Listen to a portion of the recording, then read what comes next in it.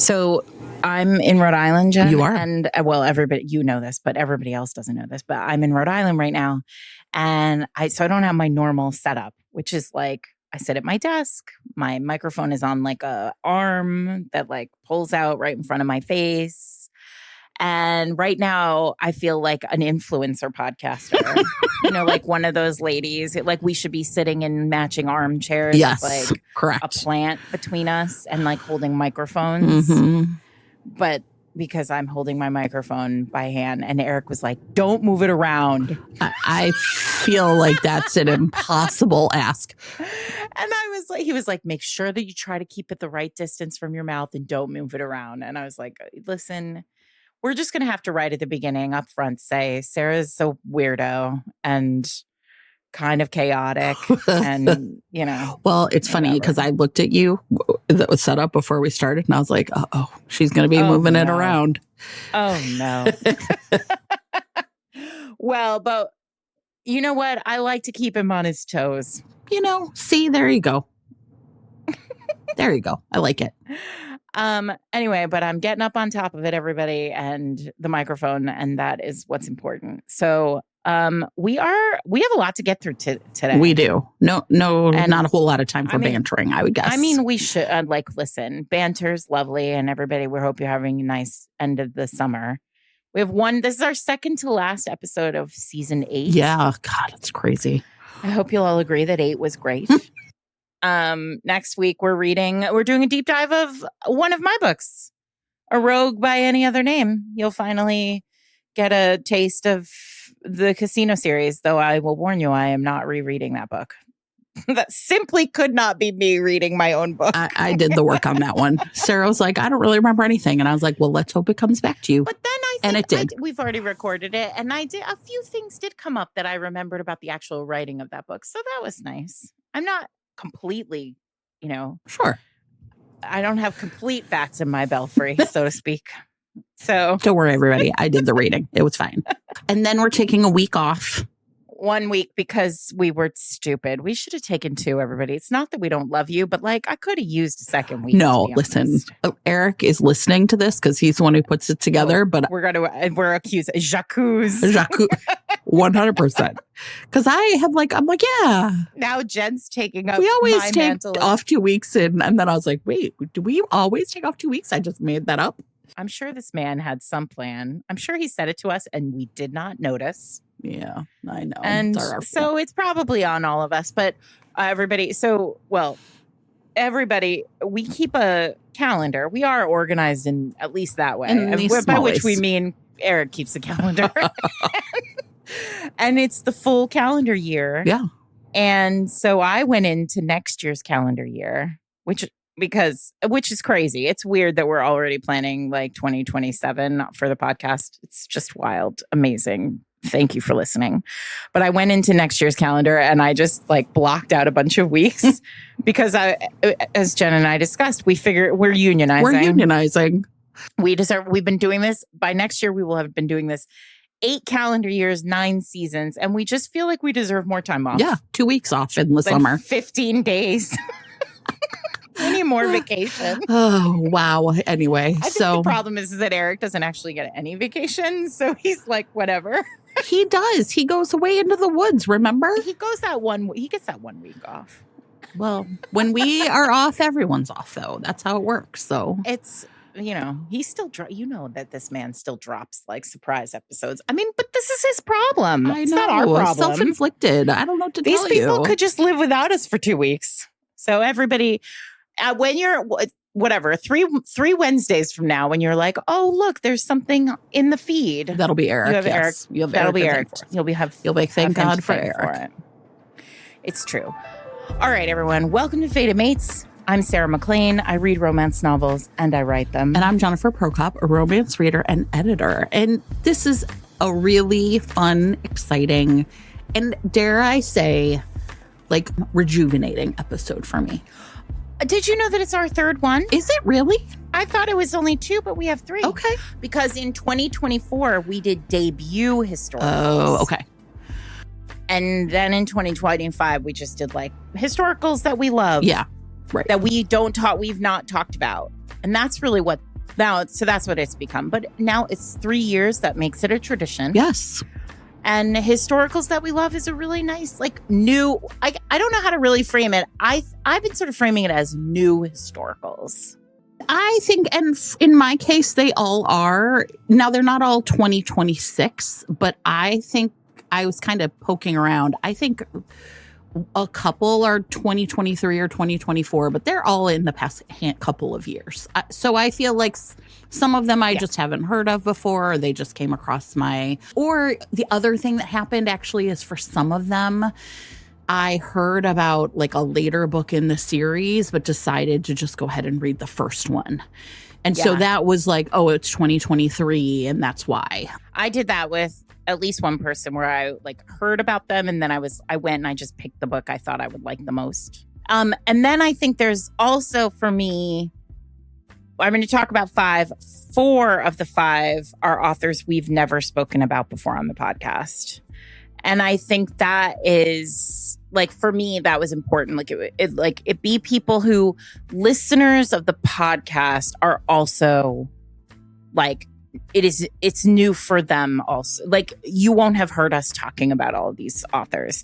And then there's like at least one book that I would have put on this list, but I'm saving for later in the year. Yeah, I've got some of that going on too, I think. So, yeah. Because later in the year, we do a debut episode and we do a best of the year episode. So it's just like, so sometimes it's like a little puzzle we're putting together here at Fated Mates. I agree. But listen, let's talk about historicals, because now we're sort of in it again on the internet. You know, a lot of people are talking about the death of historicals. They're not dead. We're going to prove it today. Yeah, I think that's another reason why I really was like, I want to do more recent books, because, you know, people are writing them every day. And give a lot of credit to Kat Sterling. She was sort of like, you can't say like historicals aren't dead and then only talk about people who are writing 10 years ago, right? Like, if you really believe it, then you have to be reading front list stuff that's coming out now. And frankly, that means you're reading indie. You're reading indie historical. Yes, largely indie. Because there just aren't as many trad historicals. Yeah. I mean, I think I do just want to sort of shout out, like, I have a book coming. Mm-hmm. Let's talk about that. It's coming. Everybody, it was moved to March, but we have had a big discussion with HarperCollins, and you're very welcome. Now it's coming out February 16th. You know, you're not really welcome. I'd had nothing to do with it. They're just moving this book around. But now it's official, I'm told. I was told March 2nd was official, but now February 16th, it's happening. Listen, very exciting. What I said to Sarah in a text when she said that to me is I was like, listen, Derek Craven was like, I would like this book to be released in February. I don't want it to mess up my holiday. It feels right that it should be in February. But it certainly can mess up, you know, that other mid-month holiday. That other holiday. And the cover is beautiful, and it's called Mastermind. And maybe if you look in show notes, you'll see the cover. And if you don't look in show notes, maybe you'll go check it out. But more importantly, so that's coming next year, 2027. But Julianne Long had a new book this year, which everybody was waiting for. Terrific. So great. Joanna Shoup has a new historical coming in October. Lisa Kleypas has a historical novel that has a strong romance running through it, coming also in October. So, like, these kind of, we have not all given up the ghost, is what I'm saying. Like, some of us are still writing. Some of us have publishers who are still buying our books, and they will continue to come out. But Jen is right. It is like the heyday of indie historical right now. Yes. And I include small press in that. That list. Yeah, I would agree. Right. Because I think there are some obvious small presses that have taken up the banner of historical romance, as places like Harlequin have put down the banner of historical romance. By the way, somebody told me, and I wish I could remember who it was. It was an author. And she said historical Harlequin historicals are done, I think, in February of 2027. So now is the time for you to snatch up as many of those Harlequin historicals as you can. If you want to read them in print, if you want those Viking books by, gosh, what's her name, Jen? Oh, Lucy. no. Lucy? Did I just push it out of your head? Yes. Like, I was like, don't do that to me, because I had it and now it's gone. Those Viking books. God, no, Lottie. Lottie. No, that's the new. Now Eric's gonna have to take all this out because we just sound like lunatics. Hold on, I'm about to look. Hold on. But now is the time for you to head over to Harlequin Historical. Go to the website. We'll put the website in show notes. Check out all of those books. Buy them in print. Also, I said this online the other day, but mass market paperback, that is done now. And so if you are collecting, if you are interested in having the print copies of your favorite historicals, and I mean literally any of them that came out in mass market, you are going to have to buy those books as soon as possible, because once they are off the shelf in publishers' warehouses, they are not going to reprint those books in print. So, like, if you love Lorraine Heath, now is the time for you to go get all those books. Yeah. And this is what you'll already see it happening, that like some books are available still on, online retailers and some aren't, or, like kind of, bookstores are like, I can still get these. And you're like, yeah, you can until you can't. Right. And so I think it's hard for people to understand all of the mechanism. Yeah. It's all inside baseball. Works, yeah. But what's important to all of you is literally right now there are, say, 200 copies of, I don't know, One Good Earl Deserves a Lover on the shelf at HarperCollins. And when those 200 copies of mass market paperbacks are gone, it is going to not be in mass market paperback anymore. And that you'll still be able to get it in audio. You'll still be able to get it in E. Eric would want me to say it won't be DRM free.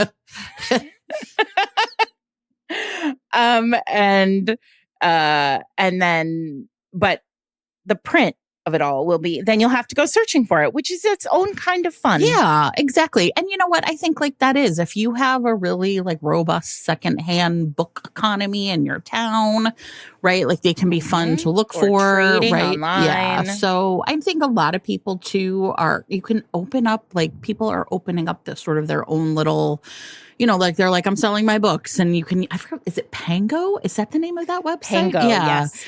Oh, and this is actually a good place to talk about the little the survey that's going on right now. So, I have been working with Rebecca Romney, who you all know from Fated Mates, she is a rare book stealer, one of the few rare book stealers that trades in romance novels as well as other things. And Destiny Hodge, who is a bookseller from East City Books in Washington, D.C. And the three of us have been sort of chatting about romance novel collecting, building some kind of community space for romance lovers who also collect romance novels. And there is a survey, which you can find at romancecollective.org. We'll put the link in show notes also. And you can head over, you can take that survey and then sign up. You just, put your email into the sign up form and you'll get a newsletter when we're up and running. But the idea is exactly what Jem was just talking about, sort of building robust communities of people who collect these books. And like, if I have a huge box of Harlequin Temptations, which I do currently in my office, right, and I don't need to keep them. But if somebody else wants those Temptations or wants specific authors from that box, I'd be very happy to share them. So I think our hope is that ultimately, and listen, this is a sort of long-term project. It's going to take a little time for all of us to get organized and actually be able to create a functional community. But the idea being like, wouldn't it be great if you knew that the books that you cherish, right, but don't like need in your house, went to somebody who needed them Mhm. and who did want them in their house and was going to honor them the way you honor, your first edition, I don't know, The Bride. bass backwards. We're talking about historicals today, Sarah. All right, I'm sorry. First edition, I don't know, Stealing Midnight, about that Duke who gets buried alive and dug up and amnesia'd. Amnesia. Romance is unmatched. It is. So okay, that was like a lot of like housekeeping at the beginning, but what we're going to be doing today is talking about, like, again, right? So romances that have come out in the past couple of years that we've really liked by authors who a lot of them are brand new, or maybe we have only talked about like once and it's kind of worth it. They have something, we want to talk about again. And the goal here is just to show you like sort of the depth and breadth of what's out there and like let you know that you can like find cool romance. And like, if you follow these people on, social media, often they are like talking about books that they like, right? Like there's a really big community of historical romance people who are still doing the business of talking about historical and how much they love it and making these stories, I would say, seem like fresh and new in a lot of ways, or also like just sort of, to me, I had a great time reading these. And I think for me, it was very like, when I said rejuvenating, like I just felt like I'd been like dipped back in the romance waters. This week's episode of Fated Mates is sponsored by Julie Cook, author of Off Course. All right. So maybe you are just really hot and bothered at the end of the summer. And so what you need is a winter romance about skiers. So Kit Schuster has been an Olympic champion, one of the most decorated women ever to hit the ski slopes. But she has like a young rival coming like up behind her. And so to solidify her place in history, Kit decides to enter into the newest Olympic event of ski mountaineering. Ooh, right? You know what? I watched a ton of that in the Olympics this year, and it is bananas. Like, this is wild work. Okay, so anyway, she what are you doing? Is like, yeah, it sounds crazy. Well, she realizes she's like, I'm going to need someone to teach me like the ins and outs of the sport, and so she hires Asher McClendon. He grew up dangling from rock faces in Yosemite and like stuns his followers with daring climbs up these remote peaks and then skis back down. And so he lives outside of Lake Tahoe, and he's kind of more like, okay, this is a great paycheck for me until Kit shows up. Then all of a sudden, their growing attraction to each other might override her focus on like sort of getting this next big like sort of achievement or his training regimen. And so before they realize it, everything in their lives is veering off course. Oh, can they risk everything for love, Sarah? I can't wait to find out. Jen, even better, Julie left us little notes. She wants you to know that they share a sleeping bag in this book. Oh, Thank you, Julie, for your patronage. And she wants me to know that it starts on a plane, and we are basic bitches, everybody here at Fated Mates. We are all in on this book. So click. If you too are all in on this book, you can read it right now in print, ebook, audiobook, or with your monthly subscription to Kindle Unlimited. And if your podcasting app supports it, you can click on the chapter title to be taken to buy the book. Thanks so much to Julie Cook for sponsoring this week's episode. You know what historical romance promises you? Shit is going to go down, Jen. Yeah, right. Like, stuff is going to happen in these books. Somebody's going to do something real bad. Somebody's going to say something they shouldn't say. Like, and the fallout is going to be powerful and emotional and important. And like, that's the other piece. These books, and I wonder if you were finding this too, because I know we also have a shared, Apple Notes, like on our phones. And we were putting the names of the books in that we were reading as we were reading them so that we weren't overlapping. Because when we do this kind of episode, it's important that we not overlap. Right. We're like each bringing as many books to the table. Yeah, as like possible, we want to right? read as many books as possible. And so, and so one of the things that I found in my books was these modern historicals are all really trying to talk about something. Yes. Like, there are big B plots, C plots, things that like the heroine is committed to, things that the hero is like concerned about. Like these are political books, small p. Yes. Yeah, it's funny that you say that because I really noticed the same thing. And yet the thing that I found really interesting is that even though that's really true, I think a lot of these books would also really, like, I know that we're in a time where people kind of want like softer books, right? Less of a like less conflict maybe between the characters, or right, things like say the word conflict and people freak out. I've started to just use the word stakes.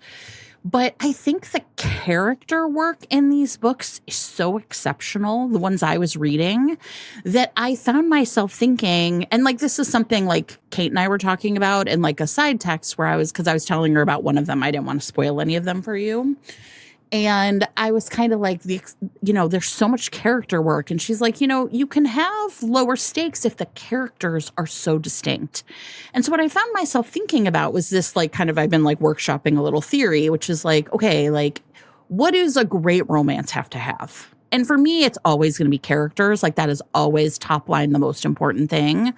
But it's also, like you said, stakes, right? Like the idea that like the characters care about something, and like that can like, evolve into conflict or like them being at odds in some way. But like it has to matter. Them falling in love or not has to matter to them. And then it has to be saying something. And I think great romances are doing all three. But I think lots of really satisfying romances pick two of those and do them very well. You know, and so I found myself really like sort of approaching these books like, okay, and when we get to starting, I'm going to start with the one that was like, I was like, excuse me, what? Because I didn't actually believe it could be done. And so I think like that's the thing where you're kind of like, okay, so, and yet it was like really soft in some ways. So I think like that's the thing I'm really interested in is it feels like here are a bunch of authors who have found a way to like really say like important things and have the characters worrying about important things and be distinct, interesting people. Yeah. And that's why you should read historical right now. Can I add a fourth to your list? Because I agree with character conflict theme. Right. Yes. Or character stakes theme. I mean, and you guys, I'm not reinventing the wheel. There's stakes there, but there's a reason that these things are important, right? Like, right.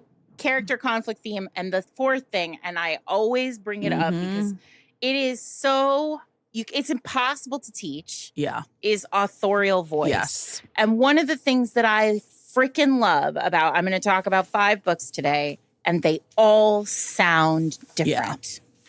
And the reason why they sound different is because the authors sound different. Yeah. And I think one of the things that's happening widely in romance right now is the sound of the genre is flattening. And part of the reason why that is, I mean, I don't want to get into it. I don't want to rile you up, Jen. But part of the reason why that is because first person is a hack in some corners. I'm not saying this about every first person. Of course. I'm saying in some corners, first person is just a hack to be like a blank slate for you to self-insert, right? Sarah, so I'm just going to say... No, I'm always amazed that you think I care about first person when it's present tense that drives me crazy. Like, no, I know. Like, what are we doing? Whatever, it's fine. It's fine. I feel like I have to defend myself. I am not. You don't have to defend yourself. Everybody here listens to you yammer on every week. You too. They all know. Me too. Us. We yammer. We like to yammer. We yammer. Yeah, I agree. But what I'm saying is that, and so I think, like, listen, our listeners, especially anybody who's like hanging out after all this blather, is our listeners know that like we care a lot about craft. Yeah. A lot about craft. And one of the things, and I hate it because people are always like, oh, Sarah, you don't like first person, or you're always down on first person. I'm not. Right. First of all, I'm very happy to read first person. But when you're reading these books, if the text is designed for you to self-insert, and that is a totally realistic thing. Like, I think a lot of authors would say, in fact, I have heard a lot of authors say, like, I don't describe the characters because I want you to be able to put yourself in the position. I want the hero to look the way you want the hero to look. I want the heroine to look the way you want the heroine to look, right? I think a lot of authors like think they're working at this sort of like flattened text so that you can enter the story and let it like sort of wash over you. Yeah. Right? I think voice comes into play. When voice comes into play, it is much harder to do in first person, one, because it has to be so character. The character has to, voice, yeah, of course. Right? So I think that's personally, it's why I think first person can be so difficult to write. Yeah. Right? And write well. But in third person, we're not hearing the characters. The character's voice is not the story voice. The story voice is third, and it's narrative, and it's the author. Yeah. In a lot of ways, right? And like, that's not to say that if you're writing historical and a contemporary, like I like to think my historicals and my contemporaries sound a little different. Sure. But the reality is that like there are hallmarks. You make a choice as a narrator, like the narrative voice is so important. And I think what I was delighted by, because it is rare, except for right around when we record these episodes, for me to exclusively read historicals. Yes. Right? Like usually I'm like reading whatever it is that I feel like reading. But reading them one after another, even the ones that I read like 2 chapters of and I was like, pass. They still sounded like something. Yeah. And I think, so that's why I would just add voice. Yeah. And people are always like, well, how do you, if you can't teach it, like, how do I? And the answer is you just have to think about how you're writing. Yeah. You have to make choices about the sentences. Right. Right? Yeah. And like, you have to write more, write different, like change it up, like see what feels comfortable. Well, and I think you read and you evaluate voice as well as a reader on the reader side. I mean, right? It's just so I'm going to try. And the reason why I brought this up was not because you brought up those 3 things. It's because actually for at least 3 of the books I'm going to talk about today, I was thinking about like the romance family tree, and they very clearly live on like particular branches of this tree because they remind me of the voices of other people. So, all right, Jen. You have one more than me. Yeah, so I'm gonna go ahead and start then. And I'm gonna start with the one that made me say, holy shit, how? I love it already. Sarah, you actually have like zero idea what I'm about to say, because the name of this book is Across the Living Infinite. It is by Logan Sage Adams, and it is set on the Titanic. What? Correct.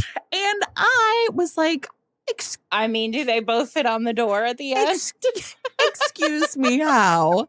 So this is a gay romance this is like, listen to me.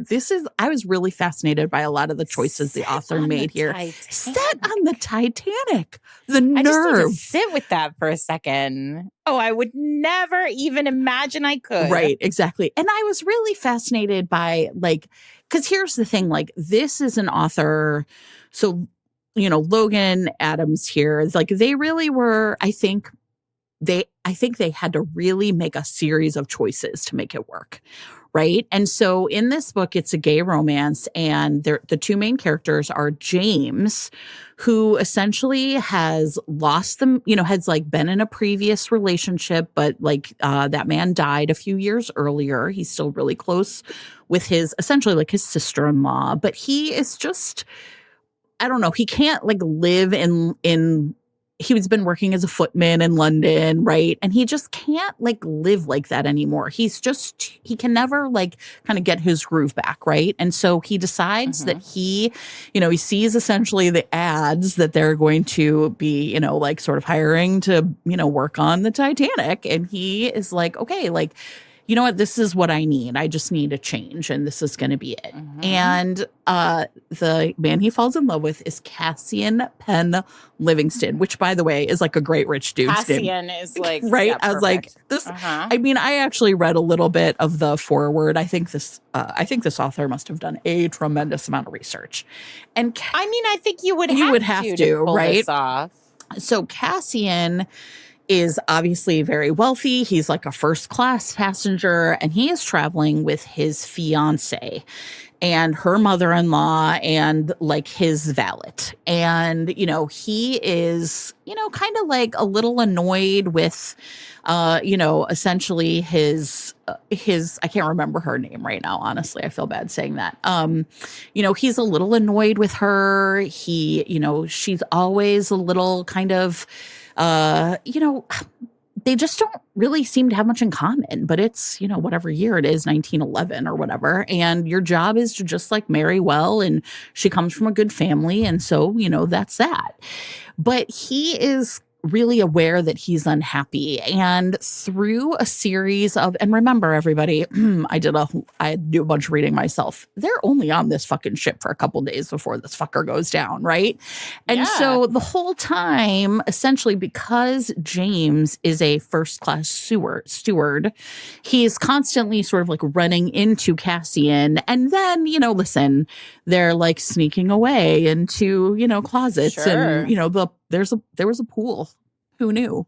And all right, and they're on the Titanic. Correct. I bet there was. Of course, that makes sense, right? And for first class passengers. And I don't really know anything about the Titanic. Well, listen, honestly, you could read this book and learn a bunch. Movie. And then that submersible that blew up. Well, correct. And anyway, so James at one point like sort of switches his like shift so he can like work at the pool when Cassian's going to be there one morning, and it's like just the two of them. And the thing that's like really interesting about this is like the way that like power kind of gets split between the two, right? So James has actually had, knows that he is gay, has had a lover, right? Knows the power of like love. Whereas Cassian is just like a rich dude, and he can admit that he finds men like sexually attractive, but has never had a male partner. So, and the thing is it's like, so this is all, I will tell you, everybody, very leisurely. The way that it feels, there's lots. Interesting. And I was like, okay, dude, but they don't have time for this. It's so funny. Right? Because the ticking clock is really ticking. The clock is ticking. But not for them. Although there's this. How clever. Yeah, there's this brilliant scene, though, where they kind of like, get together a little bit, and Cassian's like, well, of course you'll just, it's like a lot of complicated things about class then that play out, right? Where he's like, well, of course I'm still going to have a wife. And James is like, I don't want to be hidden away, right? Like I don't have to live like that. And, they have this like great exchange essentially where, he's kind of like, we have all the time in the world. And I'm like, all right. So anyway, here's what I will say. I don't want to give it away. The Titanic, of course, sinks. That history is not rewritten. That's not a spoiler. That is not a spoiler. It does happen on page. I think of course, it's a romance, so that they're both going to live. And you also know that actually there's like a sign of a secondary romance between Cassian's fiance and his valet. And so they're going to live too.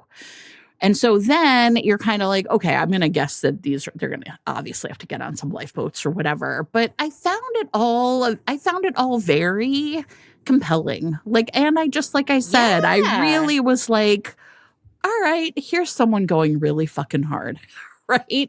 Because how do you also taking the finger? Yes. How do you find happiness too when so many people died and they watched it happen, right? Of course, in front of them, right? And but I also think the author makes some really smart choices about like kind of limiting that on page. I was really like, okay, so what's going to happen here? Is it just going to be like Titanic, the movie, where half of the movie is the boat sinking? And it really wasn't. It happens. It's pretty tight. And then they're sort of rescued.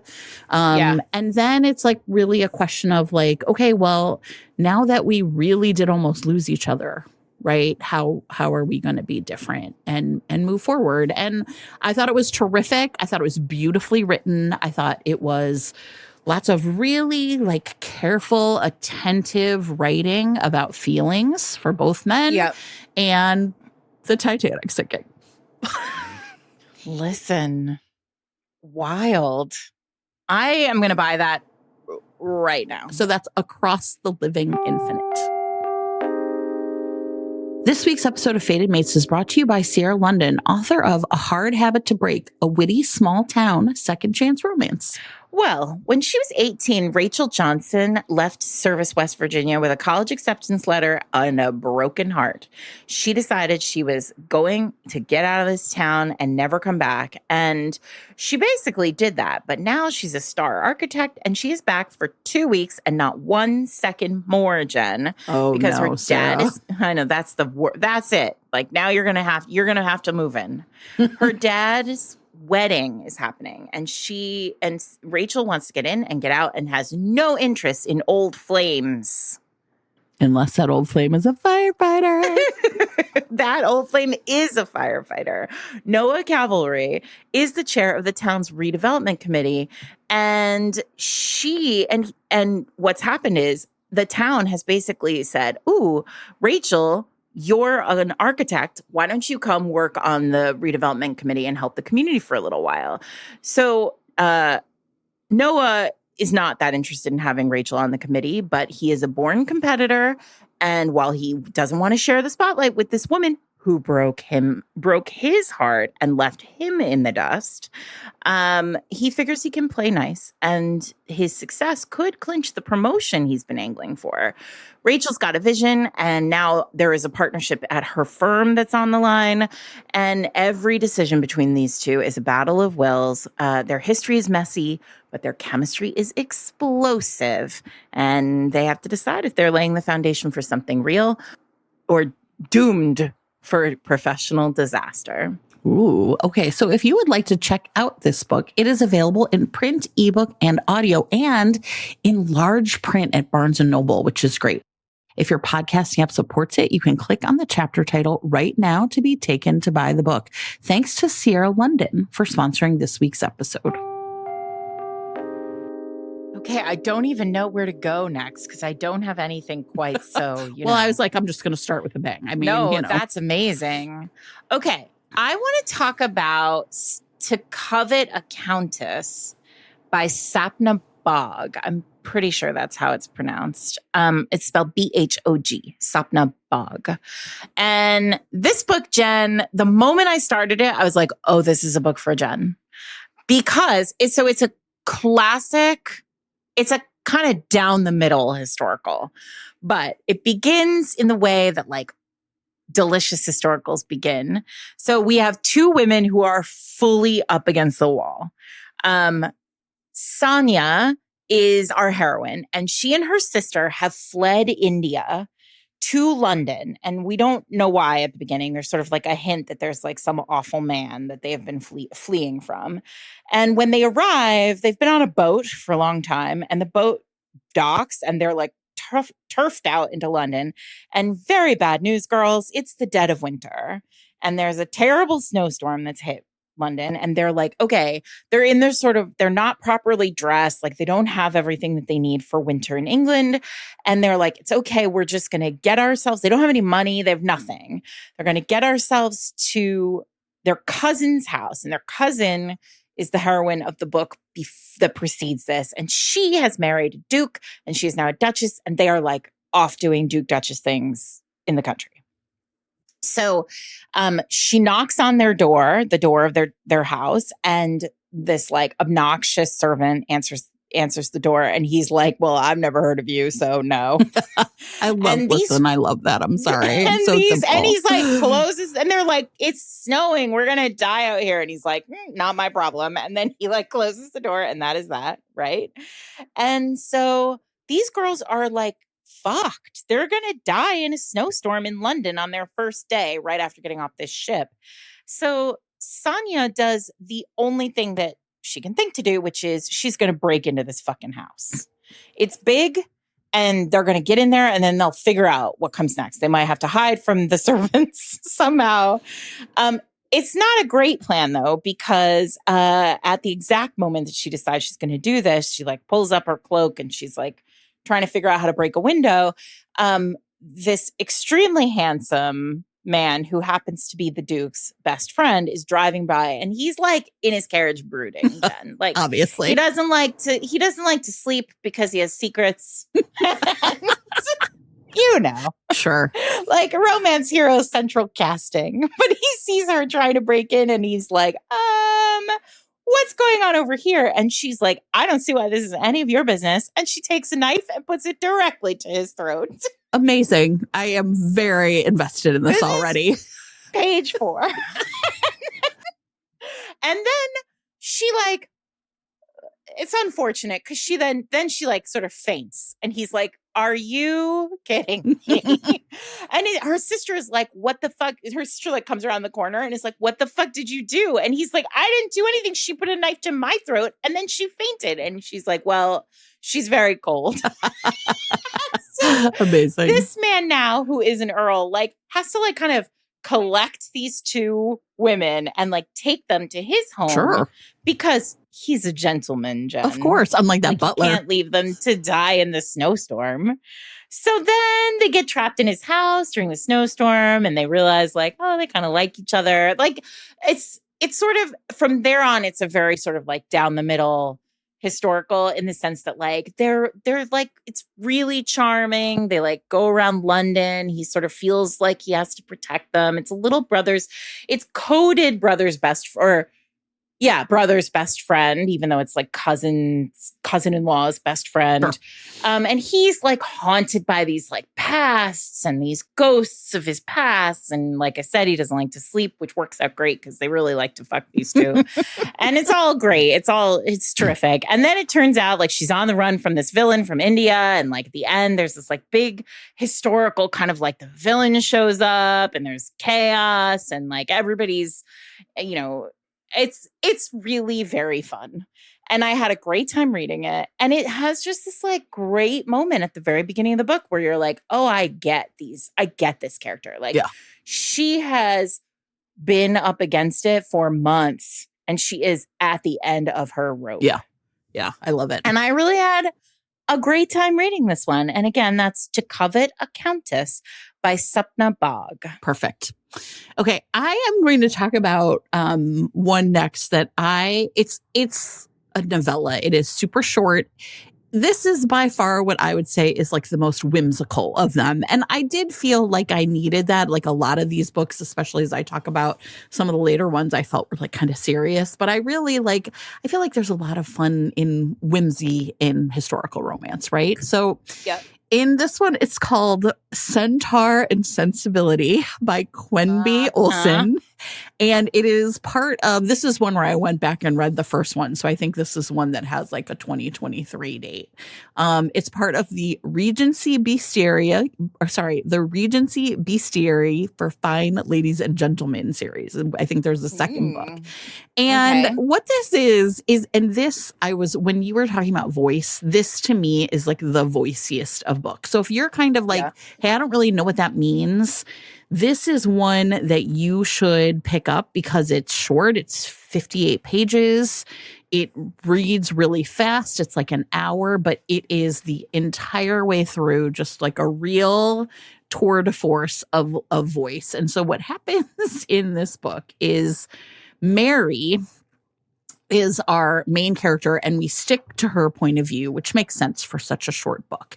And she essentially is, the book starts with her essentially being told that she is going to have to marry, like, I don't know, his name's something terrible, like Horace or something, just like, Eustace, close enough. Eustace Haverstick. And the first line of this book is, Eustace Haverstick lacked 3 crucial things: wit, charm, and a chin.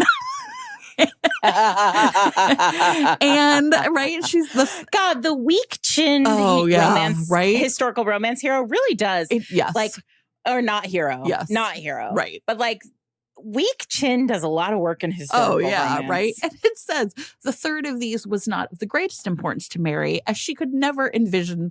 The third of these was of the greatest importance to Mary, as she could never envision herself as the wife of someone who resembled a Thatcher's turtle. Anyway, I was like, I'm in. And so what happens is, though, but Eustace has 4,000 pounds a year, and her family. Oh, that's quite a bit of money. That's quite a bit of money. And Mary is the oldest of 4 sisters. And although she comes from like sort of the aristocracy, her father was the grandson of an earl, and her mother was the daughter of a baron. And then it says a Scottish baron, yes, but it still counted for something, right? And that's what I mean about the voice. Like, this is just a very self-aware book. Yes. That's all. Listen, Jen knows this. Yeah. I will forgive so much for a voice that, or an author's voice that is like crisp like yes. that. And it is. So anyway, Mary is kind of like, I can't do this. I can't marry this man. He can marry another one of my sisters. So I just have to like get myself out of here. Right. One of my other sisters might be fine without a chin. Sure. I personally am going to need that chin. It's like in When Harry Met Sally, when she's like, you don't have a problem with chins. When Marie pulls out the Rolodex. Yes, basically this book, right? And so what happens is she kind of secretly packs up a few things and a couple of things to eat and is going to like make her way to her aunt's house where she is just going to like figure it out there, right? Mary is more panicked than planned at this point. And then what happens though is she knows she has to sort of like stick to the forest outside of her village because she can't really be seen by the villagers or on the road. And then she gets lost. And she sort of finally figures out that she's lost when she is found by a centaur, which, sure. I mean, what luck? What luck, exactly. And what's interesting is this is clearly, like. How many penises does the centaur have? It is kisses only, so it did really dodge this very important question. I know. I'm sorry. I'm just telling you. Right? Making a face. I mean, I support this if this is what you're looking for, but yeah, I mean this is really well. So wait, but also that means I can say canon is romance centaurs have 2 penises. Well, I'm going to put that little like a famous drawing probably from the internet somewhere on here. But the funny thing is like, so anyway, he's, he introduces himself and it turns out that he's like, are you a witch? And she's like, why do you think I'm a witch? Like, right. And he's kind of like, well, you look like one. Now, meanwhile, over and over again, she talks about his shirt. And I'm just like, okay, but I guess he's not wearing pants. I was so curious about all of these things. Well, this is that famous drawing. Yes. Where do the pants go on a centaur? Is it the back half or is it the Girl, that is half? not the famous drawing. The famous drawing is where is the penis located? Okay, well, that's the famous romance drawing, but there's a child-friendly one of these. There's a kisses-only version of this image, everybody. Anyway, listen. Also, the dual penis thing, I feel like I have to just say, like, everybody, for those of you who are not familiar with the deep, deep, deep cut of Elizabeth Amber, that's where that all comes from. The Satyr trilogy from Kensington. Thank you very much for just really making my day when I was 22 years old. So anyway, Mr. Beecham is the centaur, and what happens is what's his name? The guy from Narnia. Sure, I guess Mr. I don't. I can't remember. It's been a long time. Somebody's shouting it now. Yeah, of course they can tell us later. Anyway. She's like, I'm from, Millcross is the name of my town. And, I must be hours away from there by now. And he's like, no, you're like a mile away from there. And it turns out that he works for the railroad. And, there's sort of like some discussion about like where they're going to send the railroad. And it turns out that he is also lost. But what we understand very quickly is this is like magical forest, right? The magical forest has like trapped them together and they're like traipsing throughout and they're like trying to figure out how to get to where they're going, but they're being trapped there until they admit that they have feelings for each other, and then all of a sudden, like there's the road, and they like can come out and find each other. And it was, like I said, it was really charming, and the voice was spectacular. It's short. It's a romance light because they're like barely together. But I think a really big part of it is, of course, Mary being like, if I was willing to walk away from 4,000 pounds and a weak chin, I don't see why you'd think I'd have a problem with a centaur. Right? Like, I am a woman who knows my own mind. It's great. Fair enough. Really, really cute. Well, that sounds really fun. Yeah. What's it called? Centaur and Sensibility. Yeah, yeah, of course it is. Okay. Right? And the author's name is Quenby Listen, I have Olson. no notes for this except for how many penises does the centaur have. Also, it's Mr. Tumnus. There everyone. you go. I've got to tell you. He wasn't a centaur, he was a satyr. I was really like, ooh, this person's going to have something to say about that. They neatly sidestepped it all by just having them like cuddle in the rain one night. But he did wear a shirt and you did not get the evidence. You know, there was no sort of. Yeah. So I guess it's answered implicitly. Fine. Okay. You guys, it's really sweet. It's cute. And you could. This really does sound cute. It was really adorable. I loved it. I was really fun. And kisses only means you can give it to your Narnia loving friends. Exactly. You could say, what if Mr. Tumnus was hot and worked for the railroad instead of the White Witch? Sorry, I can't remember. Listen, it's too many. It's too long ago that I read those books. Also, C.S. Lewis would roll in his grave to think that we would be talking about him on Fated Mates. This week's episode of Fated Mates is brought to you by E. Kennedy, author of Thornbird, a New York Times bestseller. So this is a new foray for L. Kennedy.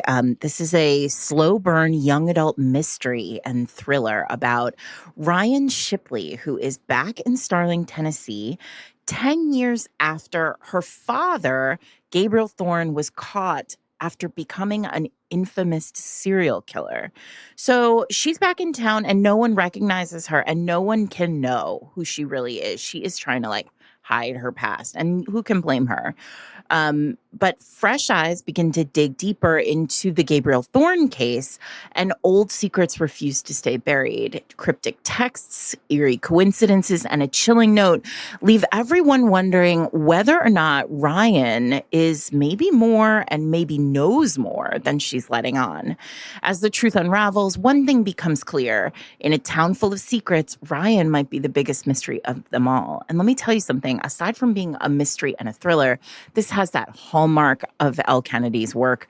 There is a great sexy romance that runs right through this with a handsome boy named Chase.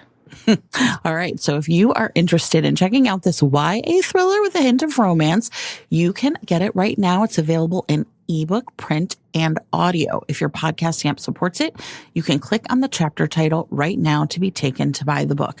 Thanks to E. Kennedy for sponsoring this week's episode. Okay. Where are we going to go from here? This is hard. I know. I'm sorry. I hit you right. I got the old one too, is the Titanic and Centaurs. All right, you know what? I'm going to talk about the one of my, we're going to go from Kisses Only to, oh boy. Okay. Just a full 180 here. And I'm going to talk to you about The Seduction of Mr. Alfred Saintsbury by Lydia Lloyd, which is a book that a lot of people have been talking about on the internet. And I just want to say, Jen, this book is not for you. Oh, okay. So it is however, for Sarah, and it is for a lot of other people. So, because this one is kind of famously, everybody's talking about this because it is so sexy. And as you know, Jen, romance has sort of embraced the slow burn in a way that, some of us, including some of us who host this podcast, feel pretty strongly is less fun than the other way. And this book is not that. Yeah. So here we have Alfred Saintsbury, of the eponymous Alfred Saintsbury, and he is a vicar and a virgin because he has focused on his work and always follows the letter of the law of the Church of England, right? This is why. So Jen's now, this is just a not for Jen.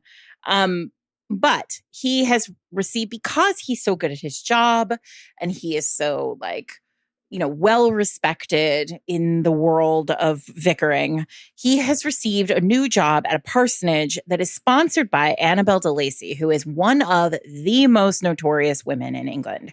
She is stunning. She is incredibly powerful. She is wildly she is wildly rich, and she is unbelievably sexually confident. And this is all kind of adds up to, and the money especially adds up to her not having to marry. She just doesn't have to do anything she doesn't want to do. And she kind of refuses to do anything she doesn't want to do. Like Good there's for something her. kind of like very refreshing about this character in text in general. Like she's just like, no, I don't want to, I'm not gonna, which is amazing. But so once he meets her, he's never met anyone like her. And truthfully, no one has ever met anyone like her. She's just a really like particular kind of character.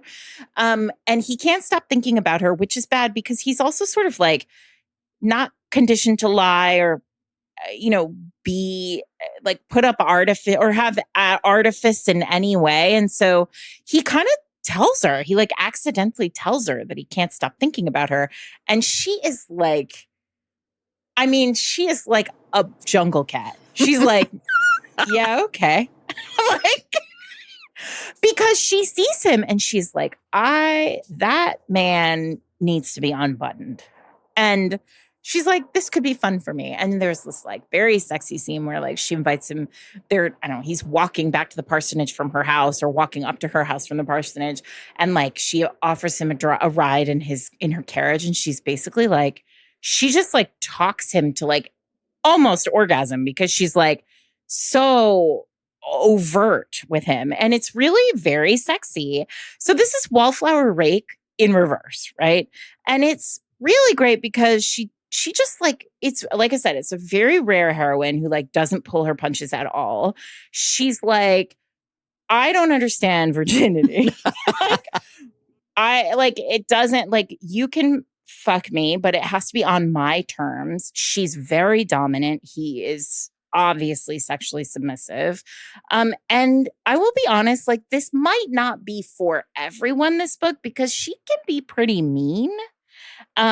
But when he starts to crack her open, like she really starts to feel feelings for him. And it is very, very scary for her, like to actually have like human emotional feelings for someone because she has been protecting herself with this like kind of super dominant, super like rigid, like kind of caricature that isn't 100% who she is. And this is really like, this is for anybody, like, this is for the pervs out there, right? Hey, I'm with you. It's like for edging, submissive heroes, dominant heroines. Like there's a lot of kink in this book. And it's also, there's orgasm denial in this book. Like it's also for anyone who is really interested in romance. It's like doing something interesting related to sex. Like there's nothing it's not shy to like the actual sort of intellectual negotiation of kink is not shied away from here at all. It's quick. It's dirty. I enjoyed it. Everybody's talking about it. I'd had it on my Kindle for a long time. And I finally was like, oh, now is the time for me to read this. And I can see why people are talking about it. And I'm for it. Yeah, that sounds great. So that is The Seduction of Mr. Alfred Saintsbury by Lydia Lloyd.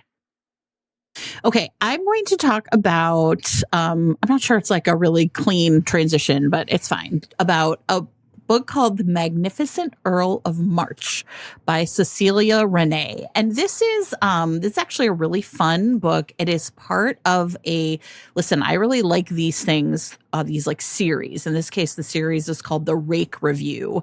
And this is season 2, and it's 12 books by 12 different authors. And the like thing that ties them together is that there is like this, I think it's called a woman named Belle. And she's basically like writing about a different rake every month in her like scandal rag, right? And then, of course, what ends up happening is like these rakes, once they get written about, somehow they like fall in love, right? And right, which is great. And it's like a really fun rake of the month. Yeah, exactly. And I think there was a season 1. And the thing that is, this is like season 2. And so I think all of these came out this year because March's book, which came out, as you can imagine, everyone. I'm like, am I saying this wrong? This came out in March, right, of this year. So it's like a fun thing. Yeah, names. exactly. No, exactly. So, right, like, so the way that it works is essentially like you've got, like a book every month, and they're all sort of like tied together, right? Like with like some overlapping characters or whatever. So anyway, I picked this one because it has one of my absolute favorite, like sort of like subplots, right? Which is, he's drinking away his family fortune, And there is a ride to Gretna Green. And if you say Gretna Green, I am like so in. And in this case, though, it's not like the main character that's going. So here's the deal. Hunter Wakefield is the famous Earl of March. And the reason why he's so famous is he's one of only a handful of like Black aristocrats. And the reason that he's also sort of famous is that his parents were very old when he was born. So his mother was 45 and his father was like 60. And it was really clear that there's something like really interesting going on because like his father, essentially, it seems like his nephew was going to always get the title. His father had a twin brother, and it was his brother's son that was going to inherit. And, you know, this is clearly what the previous Earl wanted because he waited a really long time to marry again. And then he married someone who was like too old to give birth. And then like, whoops, she wasn't. And he essentially accused her of like cheating. But because listen, Sarah, you're gonna love this part too, because Hunter was born with the famous Wakefield eyes or whatever, right? Yeah. Right? What color are they? Green. Right? Yeah, they are. They're always green, right. Those famous eyes. Which, you know, so he's, you know, like, and he has a twin sister who was 30 minutes older. And so at first the Earl was kind of like, okay, well, at least it's a daughter. It's not going to worry that my brother's son is, you know, going to inherit because he practically raised this boy or whatever. And so like Hunter and his father had always been at odds. And he couldn't quite figure out what was going on. And so is a kind of final fuck you from his father on his, you know, when he died in his will, it essentially said that if Hunt ruins his like, reputation at all, everything not entailed and all of the money will go to like the one he wanted to inherit anyway. So Hunter's like, okay, well, you know, basically he wants me to inherit like a worthless title. So I have to, you know, be on the straight and narrow. Right. Along comes Delia. She is the illegitimate daughter of a duke. And her mother was a courtesan, dropped off. I mean, so there's like a lot of like really good like Regency plot here, which I really liked. Yeah. Gets dropped off when she's like 7 or 8 at the duke's household. She has like a younger sister who is like white and like therefore like sort of more accepted in society. And Delia like kind of doesn't really care. Like she's just happy to hang out with her sister. Well, turns out that Hunt's like shithead cousin has essentially lied to Delia's sister and said like, I am the Earl and he's going to ruin her and then therefore like get his hands on like all the money. Right. So it's this big dastardly plot. They're on the way to Gretna Green. And so Delia and Hunt are on the way to Gretna Green after them. Right. To like stop this all from happening. And listen, I love that kind of plot. I know I just spent like a bunch of time talking about it. Like we're chasing the bad guys and somebody's going to get ruined. And right. And because like. This is, by the way, the plot, like that is a big thread of my favorite KJ Charles. Yes. Too. It's like we have to chase somebody to Gretna Green and make this stop. And and I ended up finding like the whole like, I mean, it was, and so this to me like is a really, if you're just like, I want a really like kind of like straight over the middle romance plot, but also like, okay, some people say that they don't like it when like like you get these romance readers who are like, I didn't really like it because it wasn't, like historically accurate. And I'm not talking here about the fact that the main characters are Black. I'm talking about the fact that like Hunt, when he is like feeling in his feelings, is in the stable and he like works with his shirt off to help. And she comes along and sees him without his shirt. And I was like, hell yes. Yes. I'm sorry. That is historically accurate in romance. That's romance history. That is romance history. If you're an Earl and you have feelings, you just get out there and you take off your shirt and you work with those horses. You know what I mean? And so like for me, like this was also like, I had a ball reading this. It was really, really fun. And so, I would just say if you're looking for like, just like, I don't know, like to me, it was like that perfect mix of like being modern, having something to say, being really plotty, being really sexy, right? Yeah. Because Delia is like, you can't ruin me. I've born on the wrong side of the blankets. You can't ruin me. Let's go. Let's go. Yeah. It was terrific. So, The Magnificent Earl of March by Cecilia Renee. Okay, I think we may have talked about Christina Britton before on the podcast, but if we have, it was a long time ago and probably not like enough. I want to talk about her new book, You Had Me at Heist, which was out this summer. And so this book Christina's got this series going right now called the Wimpole Street Widows Society. And basically it's like Ocean's 11 meets the Golden Girls. A+. But younger. Right. Because they're not elderly. It's not like Thursday Murder Club business happening here. But it's like, so the Wimpole Street Widows Society, like the society itself is designed to, it's like a place for widows to go when they feel sort of disconnected from society. And they're all kind of girl ganging and taking revenge on the people who have mistreated them in whatever way it is, right? So our heroine here, Iris, is... Poor Iris. She is like very curious and a little bit odd. And she has had a really terrible marriage that luckily has ended in this way. And she is sort of ready. She like finds her way to the Widows Society. And she does this in the wake of her mother's death. Her mother was like her lodestar. Mm-hmm. And when she lost her mother, like she sort of went through this like really intense amount of grief, and she kind of got lost. And then there was a big fire. Her mother was a botanist, and Iris also is a botanist. And there was this like big fire at her mother's home. And in the fire, her journals, her mother's like botany journals were stolen. Like at first they weren't sure what happened. And then like it was clear that somebody had taken these journals and the fire had been like a part of the ruse. Turns out that they were taken by this like terrible man, Lord somebody. And he is now in the position of being able to use these journals in order to like present them as his own scientific research and get like the scientific glow up from the Royal Botanical Society or whatever. And the heroine of this book is pissed.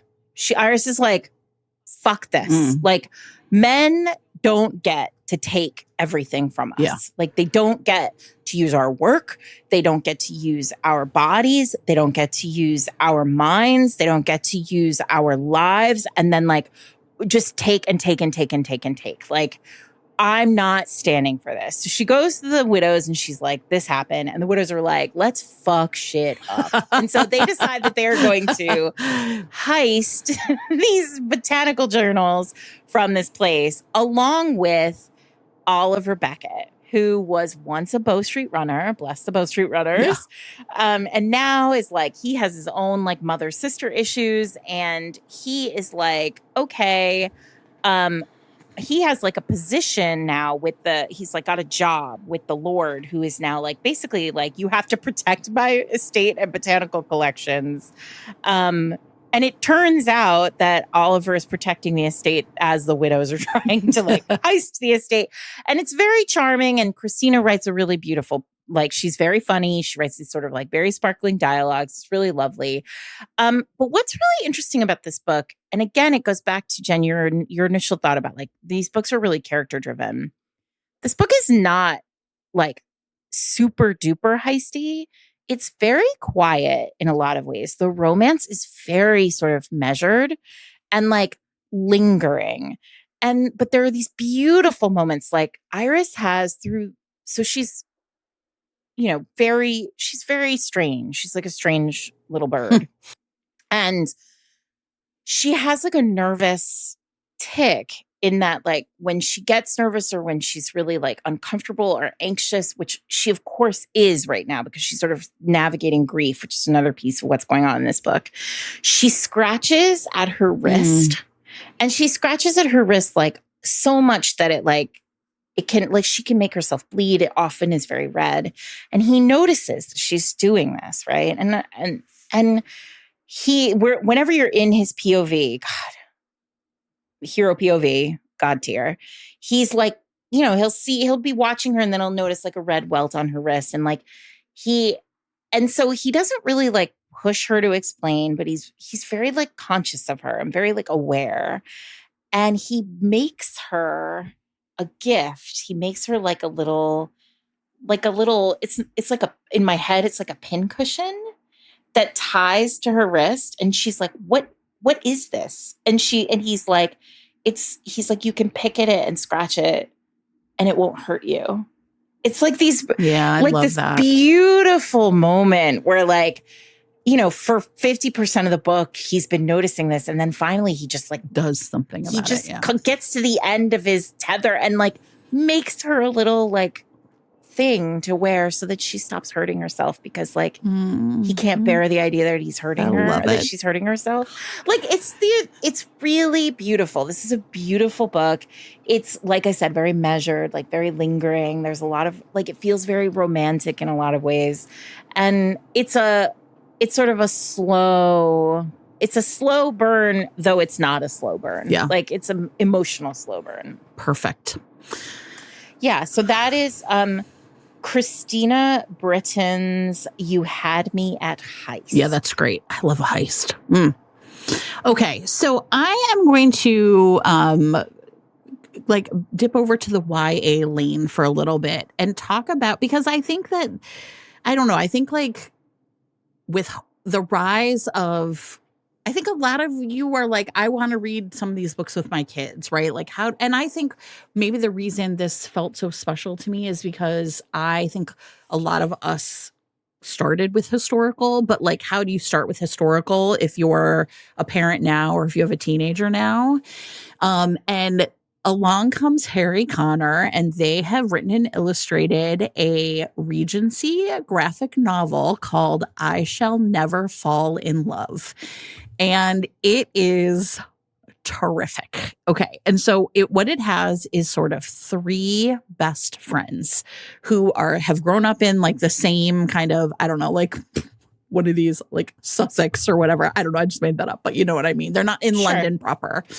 And what we have are George and Eleanor and Charlotte. And Eleanor, and the way this works is this is a very modern, like sort of putting modern characters on page. And then at the end, it's like, in case you're like a doubter, it has like a whole thing about like, did queer people really exist in the Regency? Did Black people really exist in the Regency? Yes. Stop being doubters. Stop being like that way. But this book is like, God, if you've ever been like, I want to introduce a young reader in my life to why I love historical, this book is so great. So what happens is Eleanor and Charlotte essentially are like live together with Eleanor's father. He has been widowed, and Eleanor essentially is like kind of like the rich white girl, right? She has a really hard time, and she's kind of like a cannonball, right? Like she's just like a bit of a wild one. She's really energetic, and she really has all of these great ideas, and is sort of like the leader of the three as they're younger. And Charlotte is a young Black woman who comes to live with them because it's her cousin, right? And so basically, I can't remember, the father's brother has married a Black woman and they live in London, and and he's a vicar, I don't know, whatever.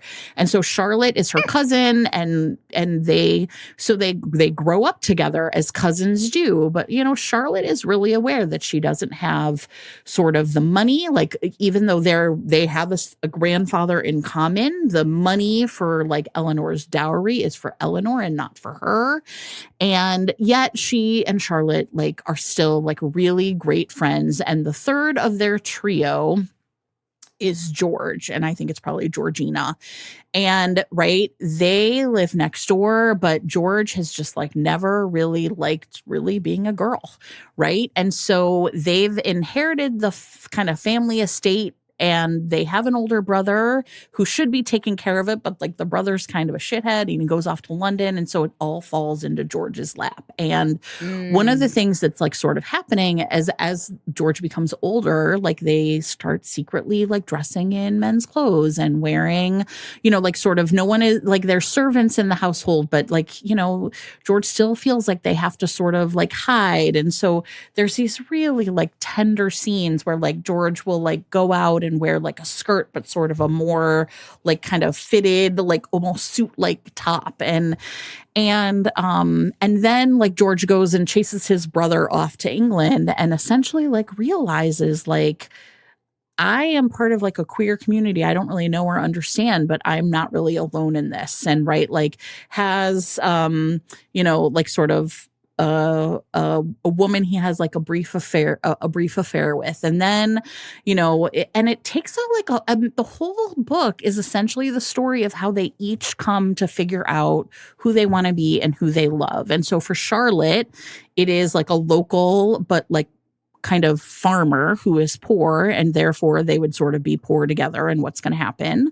Eleanor has no interest in men, but Eleanor is in love with George. But like, is that even like possible, right? How do I deal with those feelings of attraction? And then of course, George, as a young trans man, has to figure out, how do I navigate the world I'm living in, right? Yeah. And how, and it is so terrific. And if you love graphic novels, and so eventually what happens, of course, is like George and Eleanor figure out that they can be together because Eleanor's father is like, I don't want to spoil it, but at the end is basically like, she never seemed that interested in boys, but it's kind of great for me if Eleanor doesn't ever want to marry. And George is like, oh, wink, wink, nudge, nudge, right? Me too. Yeah. And it really is like sort of, I think, all of the like great stuff about the Regency is there. They go to a ball and there's all this stuff about like the tenants and inheriting an estate and all that sort of like stuff that makes like a Regency go.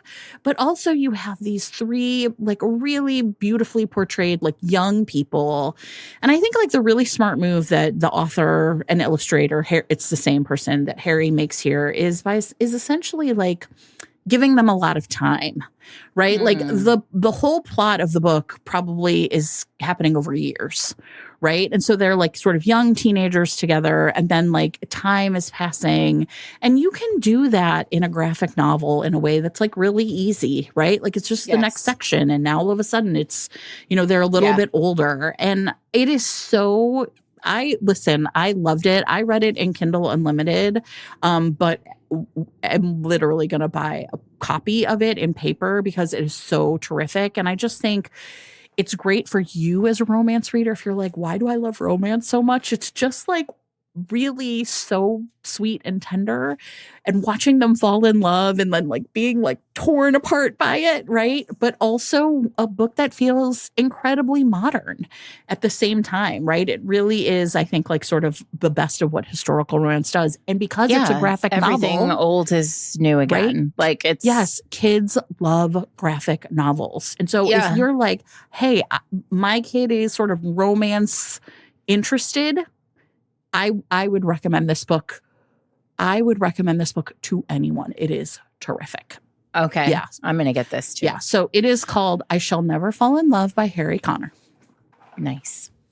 Okay. I want to talk about my last two books are both like books that are really doing a thing, like really trying to do a thing.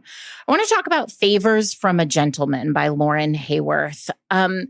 This one is a book about class. I think historical actually really is like the place where we can really talk about class in romance, even when we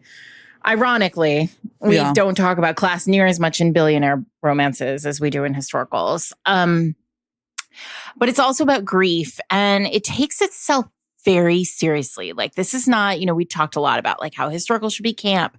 Like Lauren does not. This is not a camp book. This is a really like intense in a lot of ways book. The heroine, Sophie, is suffering an immense grief in that her older brother, who had been sort of the golden boy of the family, a true hero in going so far as to serving in the Royal Navy. He's died in like a Royal Navy battle, a famous like Navy battle. And her parents are kind of absent.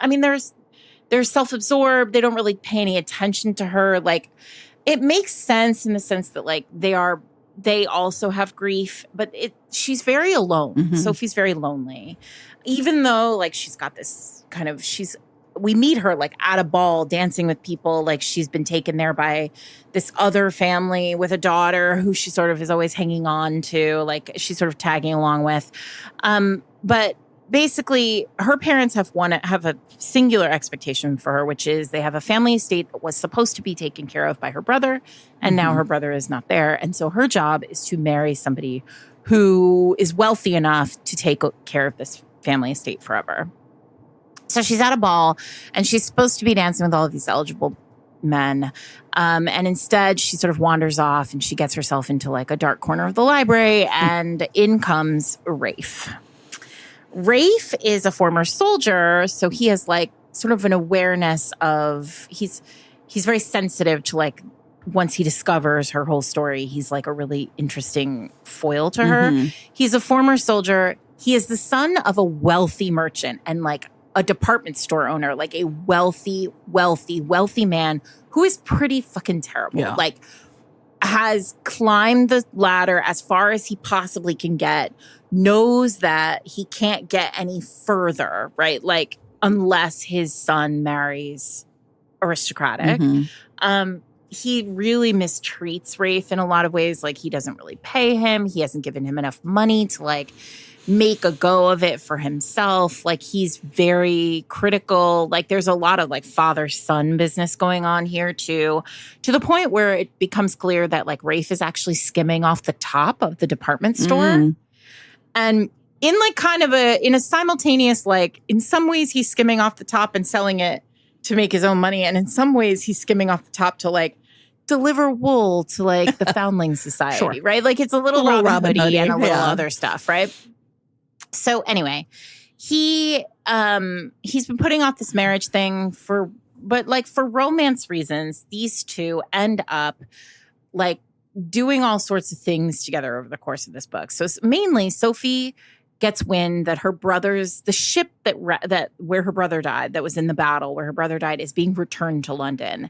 And she's like sort of riddled with this intense desire to go see it. And so she convinces Rafe in a kind of blackmail / chaperone situation to take her to the docks so she can see it. And on the docks, she starts to see the kind of like real life, like the real repercussions of war. Yeah. There's a kind of child there who is at the end, Lauren has this like, big author's note where she talks about like having become very interested in these ships and discovering that like there was a child who was 12 years old who was like part of this battle and like lost an arm. And there's a child in this book who was part of the battle and loses an arm. And like, so there's sort of like there's a lot going on here. There's a lot of sort of thought about grief. There's a lot of thought about war. There's just thought about like, what happens when people come home, how the system needs to protect them, like what we're doing for these people when they return. And in the end, like it's really a book that, I learned from this book in a way that I don't always expect to or even need to learn from historicals. Like, I think this is a really lovely, it's a good example of like how historical can really like be a great story and also teach us and also make us think about the world that we are living in now. Like I keep thinking about, as I was reading it, I was thinking about this this giant battleship that's in the Middle East where like the kids haven't seen land in 30 something weeks. Right. Like, and I was thinking like, oh, we're like, this is what we do. Like nothing has changed. Anyway, this book is very contemplative in a really interesting way. There's like a bit of historical excitement at the end. Like, there's a bad guy and whatever. Some stuff happens at the end that'll keep you like, excited. But ultimately, what was interesting to me here is that it does take itself so seriously. And because of that, I kept thinking about Mary Balogh and how like her books, I really think this lives on like her branch of the tree. Like it's a very intense, thoughtful, contemplative, serious romance. And I really enjoyed it. I had a great time reading it. I'm really glad this ended up this way because I think I saved the two that I thought were sort of like also like kind of doing the most, right? Trying to save the most for the end. Yeah. Okay, so I'm going to talk about Mrs. Milner Gets a Kitchen, a mid-century modern romance by Jane Hadley. And I loved this book. I downloaded this and I didn't get to it. So I'm so glad that you enjoyed it. And I want to, and so I'm going to tell you about this one and then tell you there's like a second book I'll like talk about at the end. So this is 1955. It's in St. Paul, Minnesota. And Marion Milner has just gotten divorced and she has the house and she has the kids. And it is like a craftsman from like, you know, it's so funny when you like set a book and like, the, you know, she's like, this kitchen was like it was when they built the house in 1912. And so what she does is she calls G&E and General Electric, GE, I guess, and has them come out because what she wants them to do is install for her a fully electric kitchen. She is not going to put up with this bullshit anymore. And she's like, if I have to, you know, like essentially like if I have to be like the scourge of the neighborhood, you know what I mean? Because I'm divorced, then at least I'm going to be able to like, you know, have a dishwasher. And what happens is, so anyway, Harry O'Connor is essentially he's back from war in Korea. He is the contractor who is going to install her kitchen. And Sarah, he's going to install some other stuff. He does. Too. And you know what? Yeah. Listen, just in case right now you're like, I'm not sure. The promise of the premise is she's going to get a kitchen and she's going to get it in the kitchen. And both of those things do happen. Yes, she is. I love it. And the thing that I was really fascinated by, everybody, is, okay, so like Harry O'Connor is Irish. Marion is from like the Czech kind of community, right? Mm-hmm. Like she's very involved in sort of like the local, like kind of women's. These are like the people. And it's what is fascinating about this book is it is a real commentary on the American dream, like explicitly, right? Like, what is it that we are promised? What is it, right? Because these are immigrant communities. Like, these are immigrant communities who are in the 50s saying, what does it mean to be like sort of an American? What does it mean to sort of like fit in here? You know, like this is like, it's like a bit salacious, not just for her to like have a new beau, but for have him not be Czech. And Harry is back from Korea. He also has been divorced, which is easier for him. He's just basically back to being a bachelor. She's raising her two kids who are getting teased at school because, you know, she's like this fallen woman. There's these amazing scenes where, you know, she essentially is at like a bake sale. And one of the husbands talks to her for too long. And he is clearly like making a move on her because he thinks like she'll be desperate for a man now. And everybody's like, well, it's kind of your fault. You have to get married again. And it was really fascinating, Sarah. Like, this is a book that is very interested in unpacking like what it means to be a woman in America. And the fact that this is the 50s doesn't change a lot of the things that happened to Marion. No, I mean, that's what historical always comes to, is this like sense of like, holy shit, we are nowhere. We are nowhere. And it turns out that you're kind of like, how can she afford the all electric kitchen? Well, it turns out that her husband, essentially, it was his decision to leave. They were both unhappy. They had not had, like, they have two kids, but basically, like, once she got pregnant with the second one, they really have not had sex since. And it turns out that he's gay, that he has a new lover. And his book is the second book. And the second book is called Mr. Milner Gets Divorced. And I haven't read it yet, only because I was so busy like reading all the other ones that I just like sort of didn't get to it. But a lot of people recommended the second one. So I assume that it is probably just as good and just as powerful and just as interested in unpacking like masculinity, right? And what that all means. And I think I haven't said much about Harry, who is a really fascinating character because he is he's like, I kind of did my first wife wrong. Like I was afraid to be alone and I knew I was leaving for war and I sort of insisted we get married. Sure, and, really classic. Right, classic. And then when I came back, she didn't want to be married anymore. And now I'm like working for my dad and what am I going to do? And a thing that is like a really big tension between them, of course, is that like, she's like, I can't really introduce you to my kids. I can't be seen with you because if this doesn't work out for us, then what's that going to do to my reputation? Then I look like I've been sleeping around. And that is going to be worse for me. Yeah. And the kids. And I don't want you meeting the kids. And that's a really difficult needle to thread. It is so good. The character work is so terrific. It is so clear-eyed about what it wants to say and what it is telling us as readers now. I loved it. I loved it. I've been really heroically like not saying anything about it because I wanted to talk about it on the podcast. But like this is one of those books that I wanted to tell everybody to read. And now I'm going to be shamelessly telling everybody to read it. Awesome. It was amazing. Mrs. Milner gets a kitchen. Well, and you love a divorce too. So yeah. Well, and you know what? Like my mom, my mom was divorced, but also my grandmother's parents were divorced in like the 1920s. And my grandmother tells stories about how like people would cross the street when the kids were like her and her brothers and sisters were coming because it was like contagion.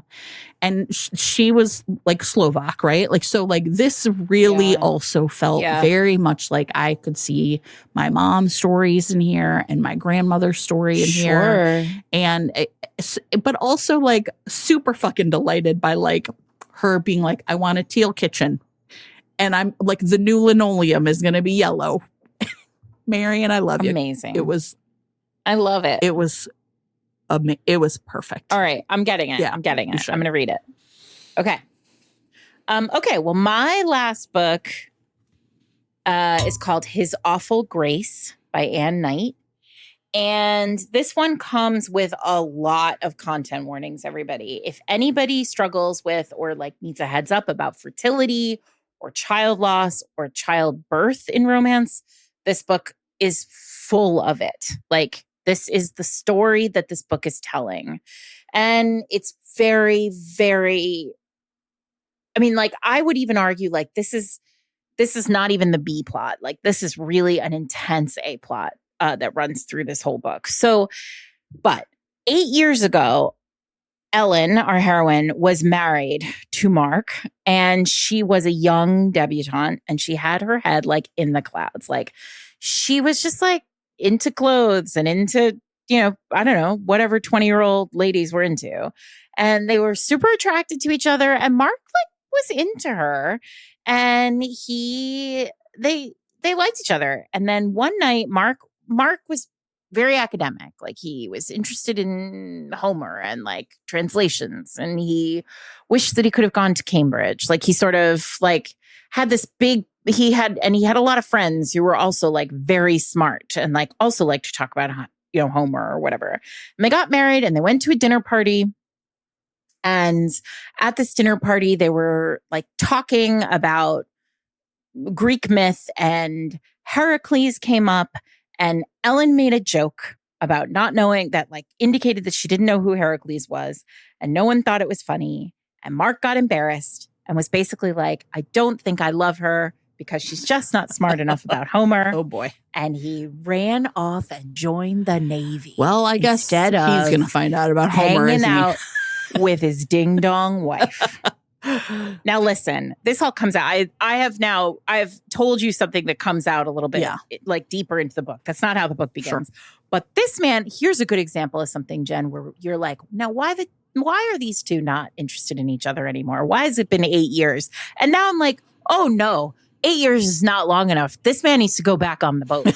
Like, unacceptable behavior, right? Because he basically was like, she's too stupid for me. Dang, and he left. That is hardcore, Sarah. Jen, he comes back, right? And she is like, this book begins like, it begins huge. Like, it begins with her delivering a baby, right? Like, she has a partner. Her partner is a woman doctor who may have another book in the series. I don't know. I forgot to look. And she is like Florence Nightingale. She is a nurse at now, Ellen. And because I forgot to tell you, not only does he leave her and get on a boat, she's pregnant. He knows? And alone. Yes, he knows. She's pregnant and alone, and she has complications like 7 months into her pregnancy and bears a child stillborn. Wow. Right? And he finds out by letter like a month later and sends her flowers from his ship. I mean, cold storage forever for Mark. Yeah, no kidding, right? Anyway, so, and this is a good example of like, Mark's going to have to suffer, right? So he comes home and so since then, like this is a major moment in Ellen's life. And she decides like she is going to help other women who are going through pregnancy and child like, and, you know, labor. Mm-hmm. He returns 8 years later. She is fucking brilliant.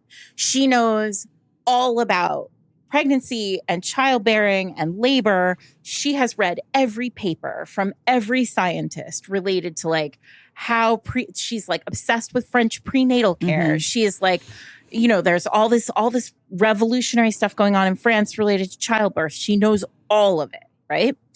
And she now is spending most of her nights with poor people in the rookeries of London because the doctors in the main like hospitals won't see them. And these women are having baby after baby after baby. Again, like it feels very real, right? And like it begins with, you know, like there's a family and they are Indian immigrants and they have from India and they have their, you know, the wife is going into labor. She's 7 months early. There's a question about whether or not the baby's going to survive. The baby comes out and then there's suddenly it's like, oh my God, you're having twins. We weren't ready. Mm-hmm. Right. And she's like, I think you need to go to the hospital. And the father's like, no, right. You think like the white doctors, the hospital are going to take care of my wife and my baby the way you will? Yeah. Like, I mean, it is so intense. Right. So, but what's interesting is like, they're at like a dinner party. So he doesn't know like what's going on. She's like, fuck off. Like she has no interest in him. Right. Because he was terrible to her. Right. And he doesn't know anything about how she lost the child. Like all he knows is like the child was, you know, unfortunately did not live. So at one point, like she leaves a dinner party, like she gets sort of like a message from a woman who's like going into labor and she's like, oh, fuck, I gotta go. And her mom is like, you cannot just walk away from this dinner. And she's like, watch me. Yeah. And because she just doesn't care at all. Sure. She has no fucks to give. She goes upstairs, she changes. He's like, I gotta go after her. Like, where's she going? Because he doesn't know what she's up to. He follows her, Jen. It's awesome. So she goes into the rookery. He's like, what? He's in a different carriage following her. He's like, what the fuck is she doing? Where's she going? How is she doing this? Like, she's not safe. He's doing all this like kind of masculine, like must be safe, right? Shit. She gets out. She goes up into this like, you know, this, you know, terrible home, this terrible space. She goes in. We follow her in, right? She helps like deliver babies, is a fucking superstar. She comes out 5 hours later. Yeah. And he has just been standing in the cold. Good. Suffer. Waiting. And it is really rewarding. Cold storage, literally. And she's like, oh, you've been standing here for a long time. And he's like, I realized that you had work to do. And so I just stayed here to make sure everything was okay. And I was like, oh, wait. And then the end of the chapter, Jen, is like we're in his POV and he's like, holy shit, he was married to like one of the greatest like childbirth experts in amazing. London. Like, yeah. It was so rewarding. And then he has to like win her. And because she's a badass doctor now and Mark can suck it because he was just on a boat for a while. Yeah. Like, what have you done for me lately, Mark?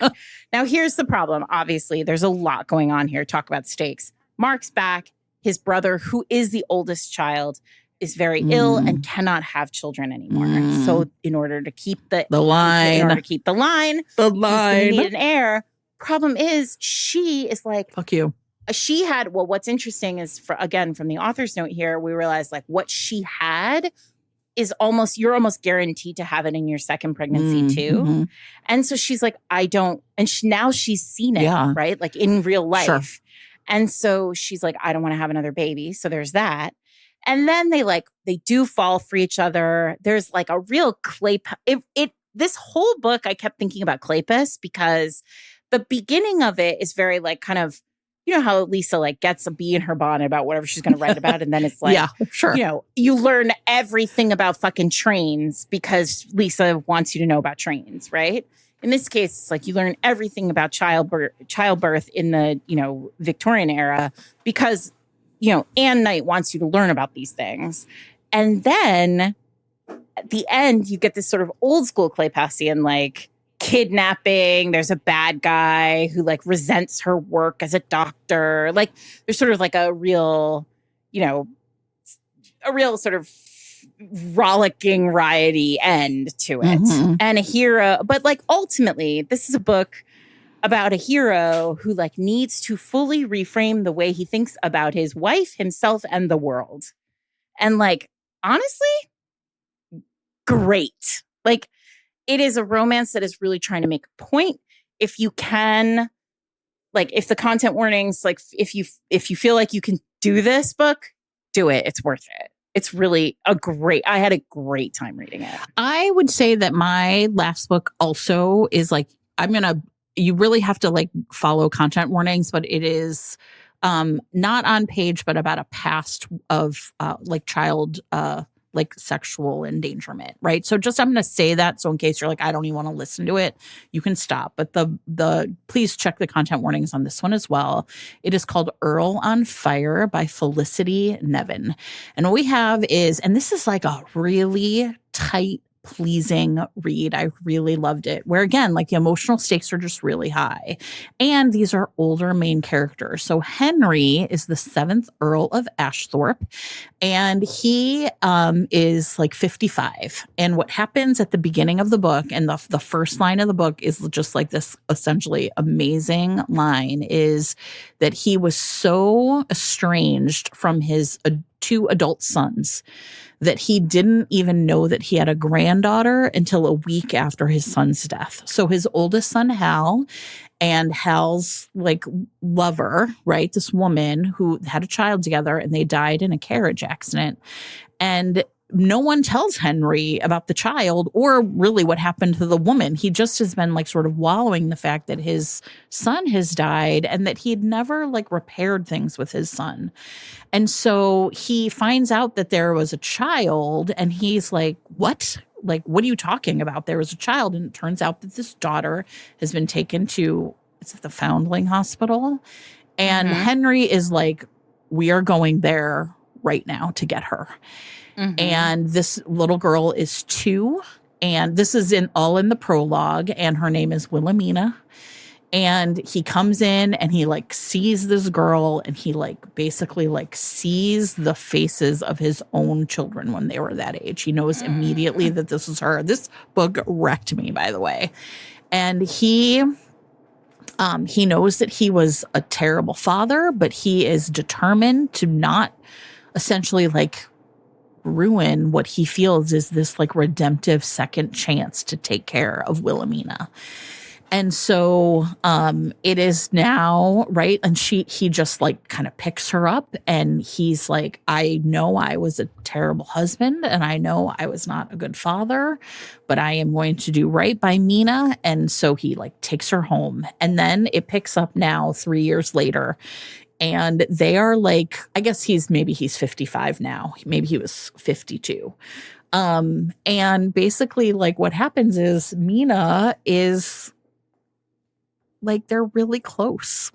right? He like reads her these books every night that were the books from his sons that they loved. And, they spend all their time together, and it's really like heartbreaking. You're not really quite sure what caused this rift between him and his sons, but the son who's left, Charles, he writes letters to Charles all the time, and he never gets responses, like sort of teaching him about what it's going to be like to inherit the earldom one day, because he knows that he didn't know anything. And then we like finally like kind of slowly learned that like the woman he married was rich. She brought money into like the like sort of reinvigorated the earldom, sure. But she was a terrible person. And the reason for the rift between them was that he discovered that like her primary lover, was abusing Hal.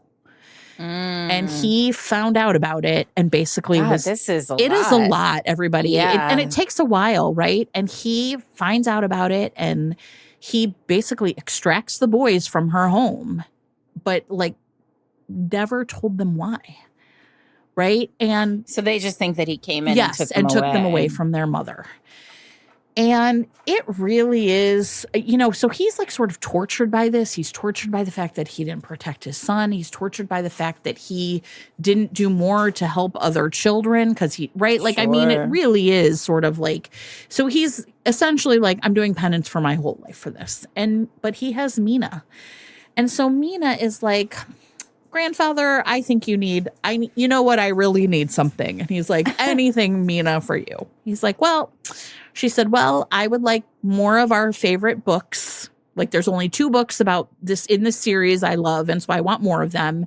And I think we're going to need to write a letter to the author to tell her she needs to tell him he needs to write another one. And also I need a grandmother. Like, what are you doing?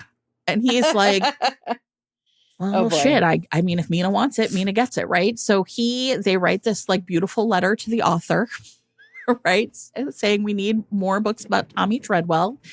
And then he contacts his like sort of the most powerful woman in, England, essentially outside of the Queen, and says, Mina thinks I need a new wife, and what should we do? And she's like, okay, here's what you're going to do. I'm going to need you to run some errands for me. And I'm going to need you to go to this town and deliver this letter to my friend. And I don't want you to sit there and wait. And he's going to write back. And then I will work on finding you a wife. And he's like, are you fucking kidding me? And she's like, yeah, just do what I tell you. Well, and do you want a new wife or what? Yeah. And the thing that's amazing is on his way there, he stops in this, like the town he's going to, and he realizes that all of the things they have been reading about in the Tommy Treadwell books are this town. So the author must live here. And what he ends up doing is essentially meeting Susanna Beasley. She is 50. She has raised her 4 younger brothers essentially on her own. And her youngest brother is much younger, like 28, and is just finally getting married. And Susanna is essentially, of course, the author of the Tommy Treadwell books. Of course. But she's an outcast in the village, and he's kind of like, and so the story of the book is about these 2 people who find each other, right? And they're older, so they don't really give a shit like about, like propriety or whatever. He's like, Susanna's going to become a countess. Yes, everybody should have been nice to her. And you find out like sort of like why she's been cast out of her village. And, I thought it was a lovely read. I was so moved by it. I think when people ask, often like, I want older main characters, you don't just want a dude who can like fuck like he's 23. Like you want the lives of these people to be imprinted on them, right? Yes. The pain of the things that they've experienced imprinted on them. And then to find each other and really like they are adults. They are adults with a whole lifetime of like joys and fears and regrets and knowledge. And then, of course, like sort of at the end, Charlie, the younger son, shows up and is like, I'm taking Mina now that I've sort of am old enough. I'm 21 or whatever it is. And the crisis is like essentially that Susanna has been like, Henry, you have to tell the truth. You have to tell Charlie the truth. You have to tell him why. Like everything that happened, right? if you can tell me, if you can be tender and loving with me, if you can let yourself love Mina, then you have to let yourself love your own son. Oh, Sarah, it was so good. Lovely. It really is lovely. But also like really tackling something serious. Yes. Right? About how the terrible things that happen to your children that you didn't know were happening, and how do you protect them, and the price you pay for that, and masculinity. Yes, and right. Yeah. And what about when your wife essentially badmouths you to the kids? What can you do or not do? And then Susanna has her own really painful past, right? Like the things that she finally is able to tell Henry about, like her experiences and what she went through. Yeah. Oh, it was so good. And it is tight. It's 235 pages. And I really also found myself thinking, like, this is a book that is self-assured in the writing and the plotting. It knows what is important and doesn't spend time on what is not important, right? Right. And it is a great read. I really, really loved it. So that's Earl on Fire by Felicity Nevin. Wow. That's 11 books. Yeah, it is. And some that are like sequels and more, right? Yeah, lots of them in series. Yeah. That sounds so fun. Listen, everybody, historical romance is not done. No, it isn't. I don't know what else you need us to do. Anyway, yeah, you can. Here's what we're going to do, though. We are going to add links in show notes to both of the other historical romance, like episodes, fresh historical romance episodes over the last 2 years. So when you're done with this and you've bought all the books you're interested from this, you can go through those and buy the books that you're interested from them. Buy more historical romance, everybody. We're out here. We're great. You should enjoy us. We have lots of feelings. Every time I see somebody on Threads go, I wish there were more books about yearning. Oh my gosh. And then I open the answers and there's not a single, like a wasteland, no historical romance recommendations. And like yearning. That's all we do over here. All we do. That's the drug we traffic over here in historical. Correct. That and laudanum. It's fine. That's true. Anyway, everyone, we have taken up a lot of your time. So I'm Sarah McLean. I'm here with my friend Jen Prokop, and we are Fated Mates. You can listen to us every Wednesday wherever you get your podcasts. And if you really like talking about romance novels, if you like sharing your favorites or learning about other people's favorites, or you want to talk about more historicals, head over to our Patreon, where you can join and get access to our Discord, where romance readers are all hanging out talking about romance novels all the time. You can do that at patreon.com/fatedmates. You can also find us online on Instagram and Threads at Fated Mates Pod, and on Blue Sky at fatedmates.net. I mentioned earlier about how our producer Eric really likes books that are DRM free. You can head over to fatedmates.com/collections, where you can find a big list of DRM free books that we've talked about over the course of our 8 seasons, and multiple collections of books by other readers, experts, writers, people who love the podcast, people who we love, talking about little micro tropes. You can find like books about men who have mustaches and books about, I don't know what else. Other tattoos. Weird things. So head over to fatedmates.net/collections for that. Otherwise, we will be back next week for our read along of my book, A Rogue by Any Other Name. And then we are taking 1 week off, because we are nose to the grindstone here at Fated Mates, and then back for season 9. Wow. Thank you all so much for listening to us. And we love you.